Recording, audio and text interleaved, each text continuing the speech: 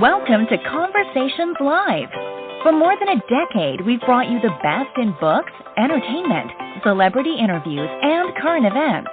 When the movers and shakers of the world have something to say to you, they say it to us first. Here's your host, Cyrus Webb. Welcome back, everyone, to Conversations Live. I'm your host, Cyrus Webb. Glad you all could join us once again. But for our radio audience here in Mississippi, WYAD 94.1 FM and WYADonline.com, we're glad that you all could be with us. Also, tuning in through online affiliates around the world, we appreciate you all being with us as well. For those of us who may have felt broken down, for those who may have felt beaten up, our next guest book, I think, will definitely inspire you and remind you of what's possible. We're excited to welcome Keri Blakinger to our program today. Keri is the author of the new book, Corrections in Ink. We're going to talk to her not only about sharing her own personal story, but also what it's been like for her to see the way it's already impacting others and what she hopes you're able to take away from it. Keri, welcome to the program. Hey, thanks for having me. Hey, glad to do it. So, first of all, Keri, I mean, you are known now for reporting the news. What has it been like for you now to be making news for yourself with your new book? Well, you know, I mean, I think I'd actually been sort of interviewed a lot even before the book because part of the thing about covering prisons at this point is that people have been increasingly interested in prisons and hearing about them since about the start of the pandemic. So in some ways, some of the things that I think would have been really weird about like being on the other end of interviews, I'd actually been fortunately already used to because I think otherwise it would have been a really tough adjustment. Got you. Well, I think part of the great thing, too, about the way you wrote the book, Keri, is because, as I mentioned, people know you now, of course, because of your reporting, and the way that you're able to actually kind of break down the different aspects of your journey to kind of really get us in there. What was that like for you, though, to be writing about yourself? Not only, of course, the high points, but also the low points. What was it like for you to be putting down on paper? You know, one of the things that stood out to me about this is that I'm used to writing essays or, sort of short snippets of my story. And I'm used to, talking about some of this at parties or socially or at bars. And then I often tell some of these really dark stories in a funny way. With some amount of just like self-deprecating humor. And when I put it into a book, I first of all had to figure out how much to dial that back because, the sort of like, dark humor that you would use in a smaller in-person circle of friends doesn't translate into a book that could be read by thousands of strangers. But after I sort of grappled with that and then, I'd written the whole book and as I was reading back through it, I never sort of stacked up all of my experiences like that and looked at them all at once. And as much as I, cover prisons and all the bad things that happen in prisons, I think when I read my own story, like, cover to cover, it was somehow actually more overwhelming and darker than I remember it on a day-to-day basis.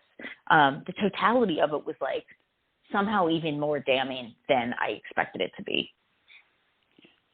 You write about in the book, Keri, one of the things that really struck me, and as you were going through, again, some of the darker parts in Chapter 11 of the book, going back to 2007, you wrote about, of course, some of the things that you were involved in, but also, that there were bright spots. There were people that you were able to hear from that had not given up on you, that still let you know that there were things that were possible. One of those people you mentioned is Hootie's mom, and there the conversation was talking about school. And you said this in the book as they were talking about different schools, including Cornell. You wrote, "Yes, I thought Cornell. Maybe she was right. Maybe this was my chance to try again, reinvent myself without drugs or skating, to pull myself out of the wreckage with a new life in a new city." I want to talk about the pulling out of the wreckage because that unfortunately was not the lowest of points you found yourself in at that point. But as the book goes on, we're able to see how you're able to still rise. What do you think helped you to do that, Keri? Because we both know there are people who go down a dark path and don't come out of the dark path, or it consumes them. What do you think helped you to get out? I mean, I think there's a number of things, right? I think that obviously part of it was just opportunity. I mean, I benefited from race and class privilege in ways that just gave me a very basic, like, the basics of how to start over again after prison. I mean, obviously some of the work has to come internally, and the realization that you want to be, that you don't want to be continuing to live the life you've been living, like that is something that at some level has to come internally.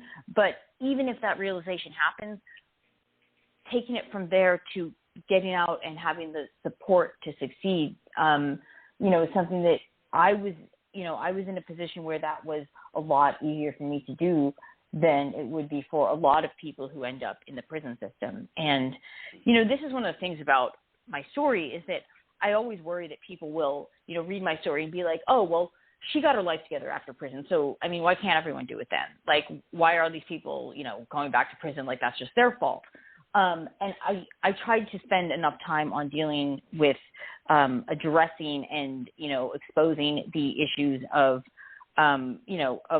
privilege and opportunity, that people can read the book and, understand not only why I got a second chance and why people should have second chances, but also the reality of the systemic barriers that prevent so many people from having those same second chances.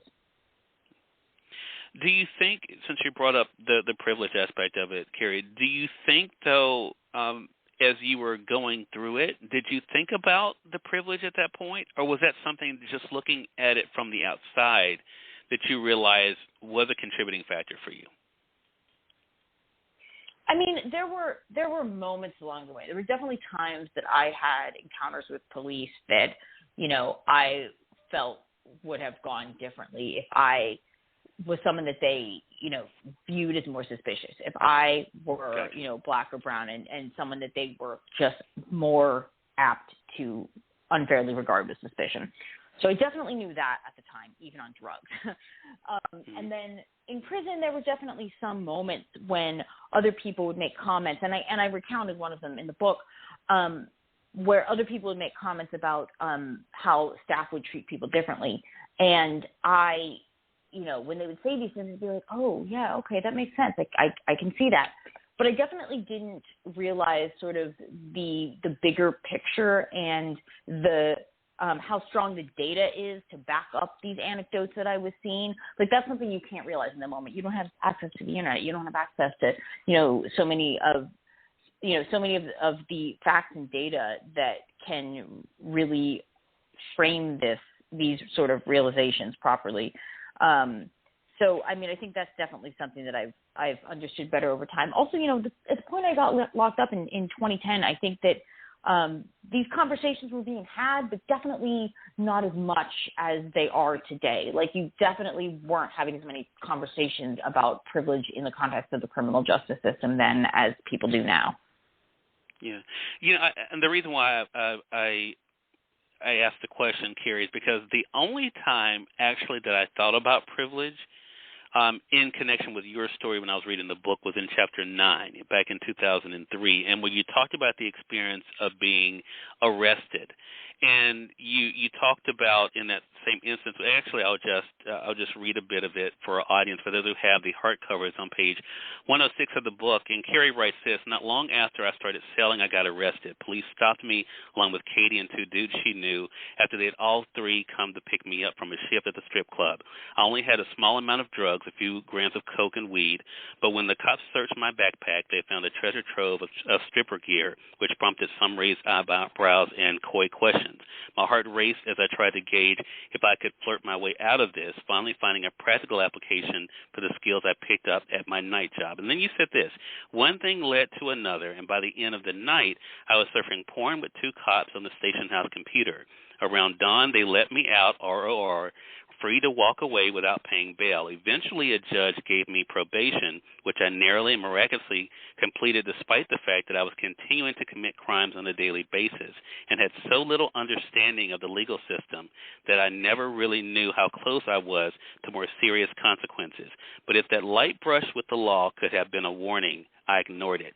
That was the only time actually I thought about privilege when I read the book. You know, because, yeah, there's also some other instances, though, that I yeah. didn't put in. Yeah. There's definitely some other, like, encounters with cops that I didn't put in. Like, I can remember one time that, there was somebody called the cops for, like, a noise complaint. And this was after I jumped off a bridge, so I had legitimately been prescribed a large number of pills.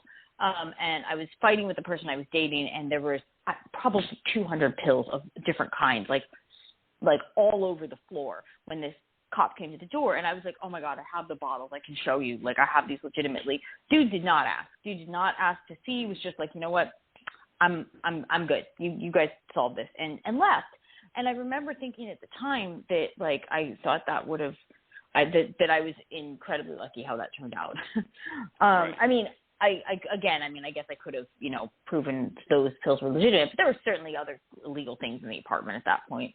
And there's, other times where I got pulled over and, ended up with nothing, no ticket, nothing. And, had the officer decided to search the car at a time when I have to assume I probably looked high, that could have been an arrest. And I think of many encounters that, it sort of wasn't worth recounting them all, but there were a lot of encounters with police over the years of drug use, even if you're not living in a heavily policed community. Like, if you're, in a position where you're going to be in sort of volatile relationships and, you're sometimes getting robbed or, there's a lot of noise complaints, you're going to end up with, or even just getting pulled over, you're going to end up with encounters with police. And over the course of 9 years, I had many, but, other than that one you just read, none of them led to an arrest. And, I think that had, some of those ended up the way they might have for many other people, then by the time I actually got arrested in 2010, I would have had a much longer record and ended up qualifying for a much longer sentence just out the gate, Right. Exactly. And I think that's why conversations like this, Keri, are definitely important, but also powerful, and reminders, too, of what people can come out of. I want to say for those who are just tuning in, either on the radio side or online, you're listening to Conversations Live. We're excited to welcome Keri Blakinger to our program today. Keri is the author of the book Corrections in Ink. It's out now through our friends at St. Martin's Press. You all can be able to get it through our friends also at Amazon.com or your favorite local bookstore. We're going to remind you of that a little bit later. So, Keri, as I mentioned in the beginning of the conversation, you're having these discussions now about the book. You're having these discussions about, your own story. But I think also the big thing, again, as I referenced earlier, is that you kept getting back up. So what is the hope now that you have written the book? Now that you shared this, what do you hope readers who don't know you, who didn't know about these situations prior, what do you hope the book does for them in reminding them not only about, what is possible, maybe not in, as some of the dark chapters of your journey, but maybe possible for them? I think there's a few takeaways. I sort of had actually focused on the takeaways that people might have about the, criminal legal system. And I think that actually the first sort of group of readers that I thought about was people inside. Okay. I wrote this remembering a few weeks before I got out and I read, Orange is the New Black. And, I was blown away by it, more than I sort of objectively should have been. It's a good book, but I was really blown away by it because this was the first time I had read about someone who's going through the same experience. There's a lot of, there's a decent number of prison memoirs out there by men, but at that point I wasn't aware of any by women. And this is the first to see someone who was going through this same experience and writing about it. And I remember how much that sort of gave me hope and resonated with me. And that book ends when she gets out. That doesn't tell the rest of the story. That doesn't include that portion of a redemption story. It doesn't include someone getting out and, coming back to do work that, exposes flaws in the system now, which she actually does do a lot of that work, but the book doesn't get there. And I thought that it would be so nice for people in prison to be able to read these stories that resonate with them. And actually, yesterday I got this fabulous card, or maybe 2 days ago. I got this fabulous card in the mail. I had been doing this thing where I'd been trying to fundraise to send copies of the book to people in prison, and I've sent a few hundred out at this point. And some of the guys that got it at one federal prison all got together, wrote a card, like all signed it, and, you know, were thanking me and telling me how much they appreciated it. And there was one guy that said he'd been struggling with addiction, and that this book inspired him to change. And I mean, that's probably like my favorite, you know, one of my favorite these pieces of reader feedback is, you know, coming from people on the inside.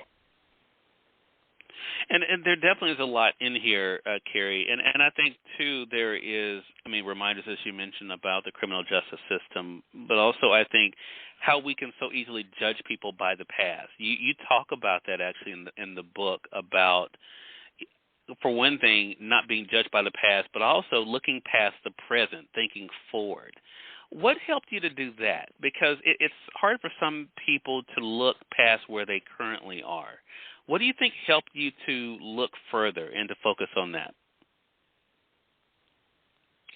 So I think that, you know, counterintuitively, in some ways, I think being in prison made it easier to not think in despair about the future, which I know sounds really counterintuitive, but it wasn't so much that I was thinking forward about what I was going to do afterwards or how I was going to get out and rebuild. It was more that I was so focused on just the very bare minimum goal of letting time pass, of staying in the moment, making it through every day. And I mean, that's really your only goal in prison, is for time to pass. You just want the hours to go by until you get out. And I think in that narrow mind, like that narrow focus on that, actually in some ways made it easier to just sort of do the work to being out and being, you know, better positioned to then get, you know, to capitalize on a second chance and rebuild.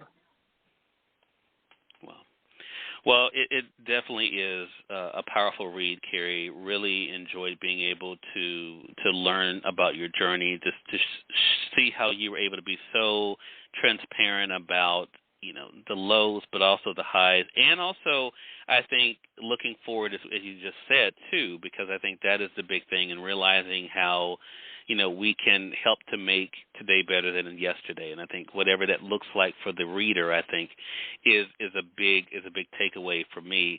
Again, everyone, Keri Blakinger has been our guest. Corrections in Ink is the book, as I mentioned, is out now from St. Martin's Press. You all can get it through Amazon.com or from your favorite local bookstore if they don't have it. I know they'd be more than happy to order it for you. And Keri, how can our audience stay connected with you? I'm on Twitter at Keri Bla, Keribla, or if you're into it, I'm on TikTok under the same name. Okay. Well, Keri, congratulations again. Thank you again for dropping by, and looking forward to speaking with you again. Thanks for having me. Glad to do it. And we thank your audience for tuning in to another great segment of Conversations Live. Until next time, I'm your host, Cyrus Webb, saying as always, enjoy your day, enjoy your life, enjoy your world. Thank you all for choosing Conversations Live. Now let's go make today amazing. Take care.